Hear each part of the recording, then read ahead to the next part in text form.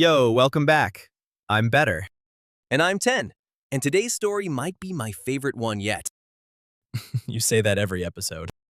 Because it's true every episode. Okay, but seriously, this one's got an emperor, a warship, an entire declared war, and it ends because of a soup kettle. That's the whole thing. That's the video. Wait, literally the whole war? Stick around and find out. This is the Kettle War. Okay, so where does this even start? Please tell me it starts with the kettle. Nope. Starts about 200 years earlier with real estate and money. Classic. Isn't it always?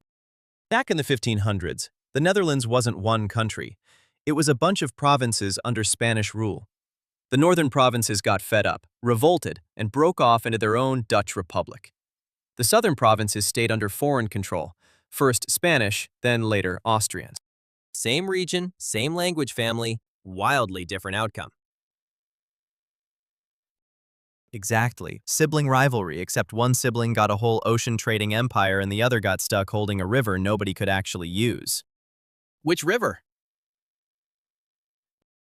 The Scheldt. And it mattered a lot, because it fed straight into Antwerp and Ghent, two of the richest ports in Europe. So whoever controls the mouth of the river controls whether those cities get to trade at all. Bingo, and guess who controlled it? The Dutch Republic. In 1585, they shut it. Completely. Not pay a toll and pass shut, just closed. Forever. Damn. Antwerp, one of the wealthiest cities in Europe at the time, just started hemorrhaging people. Merchants packed up and moved to, guess where? Amsterdam, which conveniently had an open harbor right there. Convenient. That's not an accident. That's just economic warfare with extra steps. And it worked. For like 200 years. The Peace of Westphalia in 1648 basically locked it in as permanent. Southern provinces just had to eat it. Okay, so when does the emperor show up? 1780. Joseph II takes the Austrian throne. And let me guess, reform guy, hates inefficiency, thinks logic can fix 2 centuries of grudge with one memo. You know the type. I know several men like this personally. He looks at the Scheldt situation and goes, "This is stupid. Antwerp's starving, I'm losing tax revenue, and the only reason this river's closed is some 16th century treaty." So, he demands the Dutch reopen it. Just demands it? 1781, he asks. Sort of asks. Also demands they tear down a whole system of border fortresses. Dutch say no. Shocking. By 1784, he's done asking nicely. Full list of demands. Hand back territory, evacuate the fortress city of Maastricht, and the big one, reopen the Scheldt. For good. And he thinks the Dutch are just going to roll over? He's convinced they're too weak and too distracted. They'd just spent years fighting the British in a separate war. Economy's not great. Joseph figures this is an easy win. Okay, so how do you force a river open? Like, physically? This is my favorite part. Instead of, negotiating like a normal head of state, because that would be boring, Joseph sends 3 ships up the Scheldt to just physically force it open. Leading the pack is his flagship, a merchant vessel called Le Louis, flying the imperial flag, basically daring the Dutch to try something. Okay, so what's the Dutch response? A whole fleet? 1 ship. 1 ship? A single vessel called the Dolphin, Dutch for dolphin, sent out completely alone to intercept 3 Austrian ships, including an armed flagship. That's not a battle plan, that's a dare. It's giving, we have to try something. Okay. This is where the kettle comes in, right? October 8th, 1784. Near a stretch of water called Seftinge, the Dolphin catches up to the convoy and does the only thing it reasonably can. Fires a warning shot. And it hits the kettle. 1 cannonball. Crosses the deck of Le Louis. Obliterates a soup kettle just sitting out in the open. That's it? Nobody got hurt? Nothing else got hit? Just the kettle. Gone. And somehow, that was enough. Wait, so I always heard this described like there was a whole war and the only casualty was a kettle. Like the entire war was just this one shot. That's the popular version, but it's not quite right. The shot is the moment everyone remembers, but there's a real war after this that we'll get to.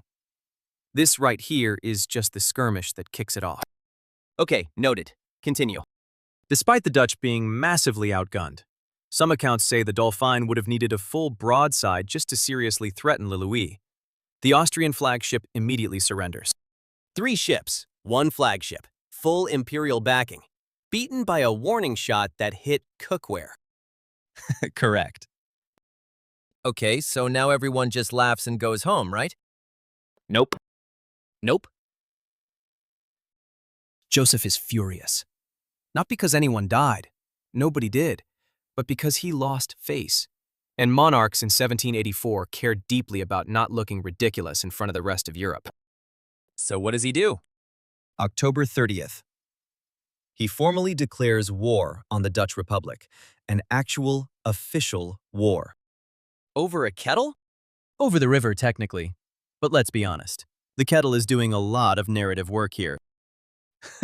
Fair. Dutch don't panic, though. They mobilize.